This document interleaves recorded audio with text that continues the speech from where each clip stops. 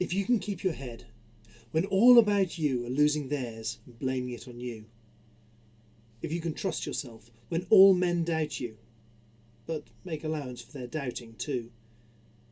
If you can wait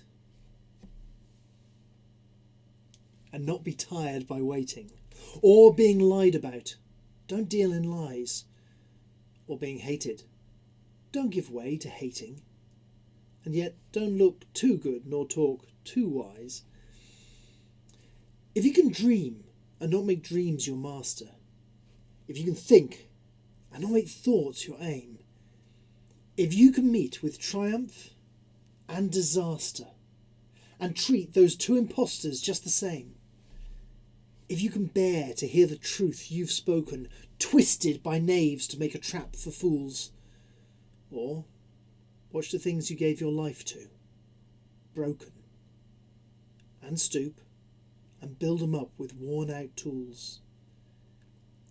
If you can make one heap of all your winnings and risk it on one turn of pitch and toss, and lose and start again at your beginnings, and never breathe a word about your loss.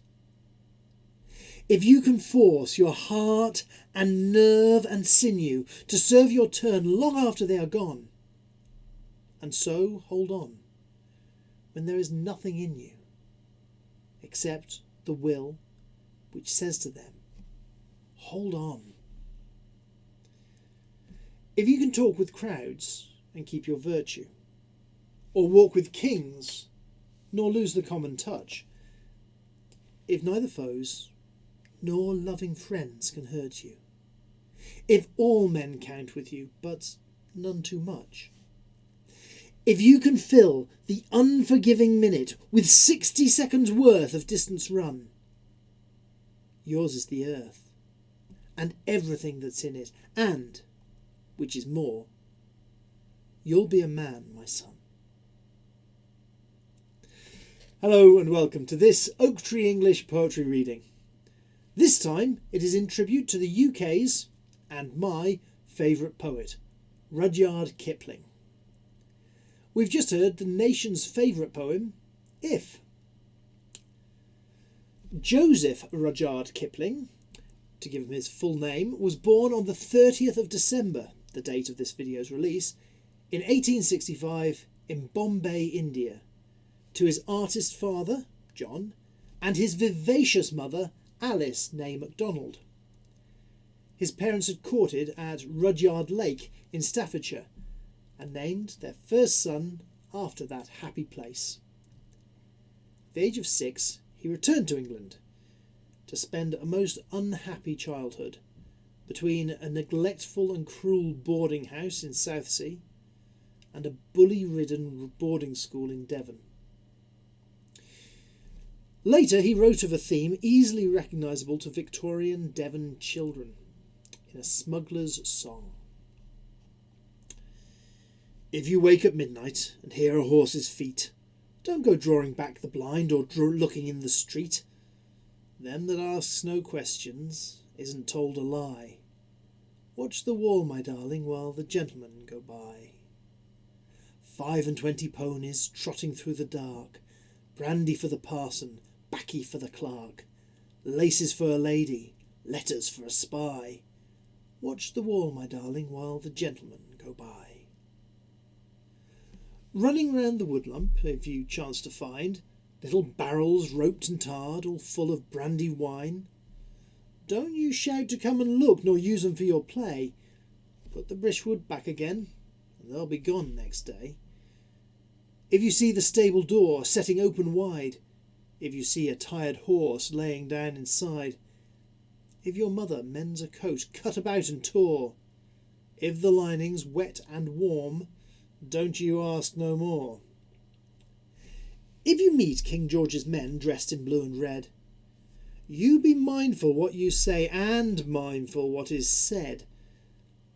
If they call you pretty maid and chuck you neath the chin, don't you tell where no one is, nor yet where no one's been. Knocks and footsteps round the house, whistles after dark. You've no call for running out till the house dogs bark. Trust is here and pinch is here, and see how dumb they lie. They don't fret to follow when the gentlemen go by. If you do as you've been told, likely, there's a chance, you'll be given a dainty doll all the way from France, with a cap of Valenciennes and a velvet hood, a present from the gentleman, along o' being good. 25 ponies trotting through the dark, brandy for the parson, baccy for the clerk. Them that asks no questions isn't told a lie. Watch the wall, my darling, while the gentlemen go by. At the age of 16, he famously returned to his beloved India, which was to be the major and defining inspiration for much of his literary work, most notably, of course, The Jungle Book. He became a journalist and assistant editor with the Military and Civil Gazette and other local papers. Thanks to his parents, he was also in with the Anglo-Indian Society and heard the comings and goings of the ruling class during the British Raj. He saw the good stuff, like the infrastructure gifted to India at the time. But he was also acutely aware of the negative impact of foreign rule and the inequality displayed by his class to the native population. This is what prompted the last stanza of Gunga Din. Yes, din, din, din, you Lazarusian leather Gunga Din, though I've belted you and flayed you, by the living God that made you. You're a better man than I am, Gunga Din. He also wrote of the difficulty of a nation being governed by a radically different nation thousands of miles away, and the seeming inability to understand six-seasoned India by the ruling classes back home in four-seasoned England. This is put very clearly and well in the poem Pagett MP. The toad beneath the harrow knows exactly where each tooth point goes. The butterfly upon the road preaches contentment to that toad. Pagett MP was a liar, and a fluent liar therewith. He spoke of the heat of India as the Asian solar myth. Came on a 4-month visit to study the East in November. I got him to sign an agreement, vowing to stay till September. March came in with the coil. Pagett was cool and gay. Called me a bloated Brahmin, talked of my princely pay. March went out with the roses. Where is your heat? Said he. Coming, I said to Pagett. Skittles, said Pagett MP. April began with the punkah, coolies and prickly heat. Pagett was dear to mosquitoes. Sandflies found him a treat. He grew speckled and lumpy. Hammered, I grieve to say, Aryan brothers who fanned him in an illiberal way. May set in with a dust storm. Pagett went down with the sun. All the delights of the season tickled him one by one. Imprimis, 10 days liver, due to his drinking beer. Later, a dose of fever. Slight, but he called it severe. Dysentery touched him in June. After the Chota Bersat, lowered his portly person, made him yearn to depart. He didn't call me a Brahmin, or bloated, or overpaid, but seemed to think it a wonder that anyone ever stayed. July was a trifle unhealthy. Pagett was ill with fear, called it the cholera morbus, hinted that life was dear. He babbled of Eastern exile and mentioned his home with tears, but I hadn't seen my children for close upon 7 years. We reached 120 once in the court at noon. I've mentioned Pagett was portly. Pagett went off in a swoon. That was the end of the business. Pagett the perjured fled, with a practical working knowledge of solar myths in his head. And I laughed as I drove from the station, but the mirth died out on my lips as I thought of the fools like Pagett who write of their Eastern trips, and the sneers of the travelled idiots who duly misgovern the land. And I prayed to the Lord to deliver another one into my hand. In 1892, at the age of 26, Kipling married Carrie Balestier, the sister of his friend, American publisher Walcott Balestier. Her birthday was the 31st of December, the day after this video's release. And their first daughter, Josephine, was born on the 29th, the day before this video's release. They moved to America and built a house in Vermont, which they called Nawalaka, in honour of a co-authored work with Walcott. Josephine sadly died at the age of 6. But Elsie, their second child, was born in 1896. They moved back to the UK, where Elsie grew up running around the English countryside. On one such escapade, she claimed she had encountered a ghostly presence in the wood. Instead of denying the supernatural, Kipling, the Victorian, wrote a poem about the incident called The Way Through the Woods. They shut the road through the woods 70 years ago. Weather and rain have undone it again, and now you would never know. There was once a road through the woods. Before they planted the trees, it is underneath the coppice and heath and the thin anemones.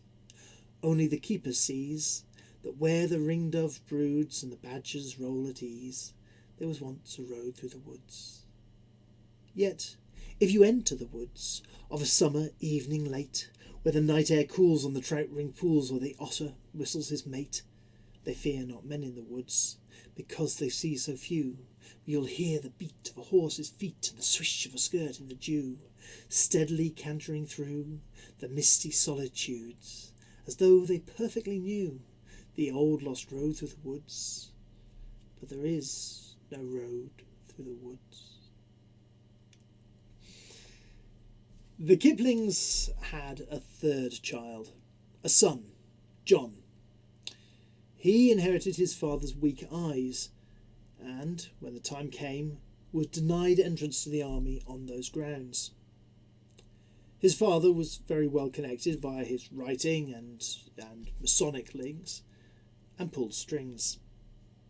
They were, let's say, creative on the enlisting forms, and John was given a commission to defend the Empire in the First World War. He, like so many others, was killed.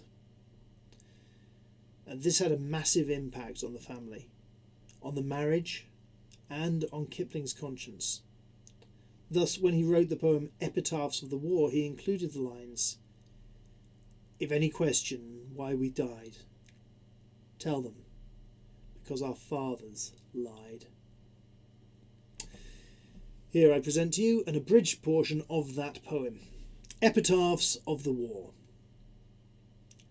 Equality of sacrifice. I was a have, I was a have not. What hast thou given which I gave not? A servant. We were together since the war began. He was my servant, and the better man. A son. My son was killed while laughing at some jest. I would I knew what it was, and it might serve me in a time when jests are few. An only son. I have slain none except my mother. She, blessing her slayer, died of grief for me. Ex-clerk. Pity not. The army gave freedom to a timid slave, in which freedom did he find strength of body, will and mind, by which strength he came to prove mirth, companionship, and love, for which love to death he went, in which death he lies content. The wonder. Body and spirit I surrendered whole to harsh instructors, and received a soul. If mortal man could change me through and through, from all I was, what may God not do? Shock. My name, my speech, myself I had forgot. My wife and children came, I knew them not. I died. My mother followed. At her call and on her bosom, I remembered all. 2 Canadian memorials. 1. We, giving all, gained all. Neither lament us nor praise. Only in all things recall. It is fear, not death, that slays. 2. From little towns in a far land we came, to save our honour and a world aflame. By little towns in a far land we sleep, and trust that world we won for you to keep. The Sleepy Sentinel. Faithless the watch that I kept, now I have none to keep. I was slain because I slept, now I am slain, I sleep. Let no man reproach me again, whatever watch is unkept. I sleep because I am slain, they slew me because I slept. Batteries out of ammunition. If any mourn us in the workshop, say, we died because the shift kept holiday. Common form. If any question why we died, tell them because our fathers lied. A dead statesman. I could not dig, I dared not rob, therefore I lied to please the mob. Now all my lies are proved untrue, and I must face the men I slew. What tale shall serve me here among mine angry and defrauded young? Unknown female corpse. Headless, lacking foot and hand, horrible I come to land. I beseech all women's sons, know I was a mother once. Raped and revenged. One used and butchered me, another spied, me broken, for which thing 100 died. So it was learned among the heathen hosts how much a freeborn woman's favour costs. Actors on a memorial tablet in Holy Trinity Church, Stratford-on-Avon. We counterfeited once for your disport men's joy and sorrow, but our day has passed. We pray you pardon all where we fell short, seeing we were your servants to this last. Journalists on a panel in the hall of the Institute of Journalists. We have served our day. Kipling died in Middlesex Hospital on the 18th of January 1936 of a perforated ulcer. His ashes were interred in Poets' Corner of Westminster Abbey, right next to Charles Dickens. Despite a very unfashionable and passé view of empire and race, his legacy is remarkable. He has 3 poems in the top 100 poems in the UK, including number 1, If. His body of work has influenced many writers and poets. If I were to choose a pleasing epitaph, I would suggest The Thousandth Man, as a rich and glorious way to be remembered. 1 man in 1,000, Solomon says, will stick more close than a brother. And it's worthwhile seeking him half your days, if you find him before the other. 999 depend on what the world sees in you. But the 1,000th man will stand your friend, with the whole round world agin you. 'Tis neither promise, nor prayer, nor show will settle the finding for 'ee. 999 of 'em go, by your looks, or your acts, or your glory. But if he finds you, and you find him, the rest of the world don't matter. For the 1,000th man will sink or swim with you in any water. You can use his purse with no more talk then he uses yours for his spendings, and laugh and meet in your daily walk, as though there had been no lendings. 999 of them call for silver and gold in their dealings, but the 1000th man, he's worth 'em all, because you can show him your feelings. His wrongs, your wrong, and his rights, your right, in season or out of season. Stand up and back in all men's sight, with that for your only reason. 999 can't bide the shame or mocking laughter, but the 1000th man will stand by your side to the gallows foot and after. Thank you for joining me on this brief synopsis of Kipling's life. I hope you've enjoyed it and have perhaps been inspired to aspire to be that 1000th man. Goodbye.